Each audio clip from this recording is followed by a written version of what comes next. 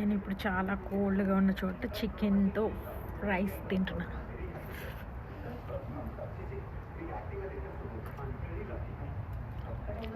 ఎంత కోల్డ్ ఉందో తెలుసు ఇక్కడ. స్నో పట్టడం వల్ల అసలు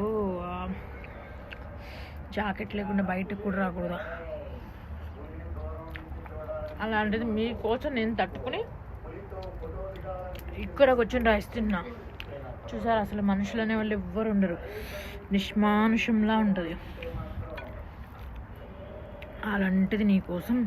ఇది ఫ్రోజన్లో ఫుడ్ కదా, నాకు అస్సలు తినబుద్ధి అవ్వట్లేదు. నా ఫుడ్ నేనే తినలేను, దట్టు ఫ్రోజన్లో ఫుడ్ నేను వండుకుని తినటం ఇంకా సూపరు.